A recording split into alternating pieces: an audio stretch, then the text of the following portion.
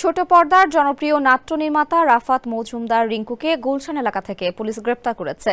নির্মাতার গ্রেপ্তার নিয়ে সামাজিক যোগাযোগ মাধ্যমে প্রতিবাদ জানাচ্ছেন তার সহকর্মীরা। রিঙ্কুর গ্রেপ্তার ইস্যুতে উত্তাল নাটকপাড়া। কেন তাকে গ্রেপ্তার করা হলো এ নিয়েও চলছে বিতর্ক। বিস্তারিত জানাচ্ছেন রাজু আহমেদ।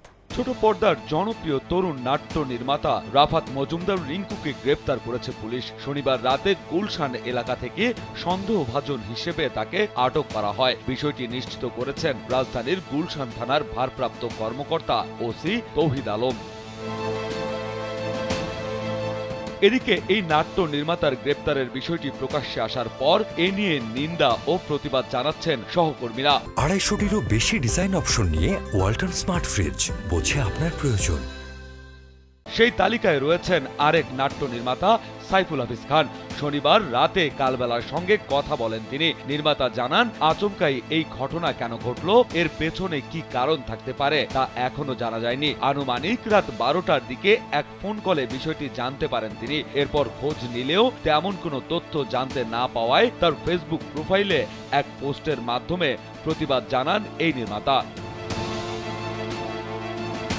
পোস্টের প্রথমেই প্রশ্ন তোলেন এই নির্মাতা, জানতে চান তরুণ নাট্য নির্মাতা রিঙ্কু আটক কেন। এরপর নিজের আক্ষেপ ও দাবি জানিয়ে তিনি আরো লেখেন, এই মধ্যরাতে তার আটকের খবরটি জানানোর জন্য আমরা প্রস্তুত ছিলাম না, কিন্তু রাত 12:30টার দিকে ফোনটা আসে। আটক করা হয়েছে রিঙ্কুকে, এখন আছেন গুলশান থানায়। কেন বা কি কারণে আটক জানা যায়নি। আমরা যারা তার সহকর্মী এখন গুলশান থানায় আছি। রাজনৈতিক প্রতিহিংসা কিনা তাও জানা নেই। তবুও একজন নির্মাতাকে এত রাতে আটকের তীব্র প্রতিবাদ জানাই। শিল্পী, কলা কৌশলী সহ সবার বিপদে সবার আগে এগিয়ে আসা এই নির্মাতার এখনই মুক্তি চাই। যার নতুন নাটক আর গল্পের খবর জানানোর কথা, তার হাতে হাত করা পড়ার খবর জানানোর জন্য দুঃখিত। আমরা তার দ্রুত মুক্তির দাবি জানাচ্ছি।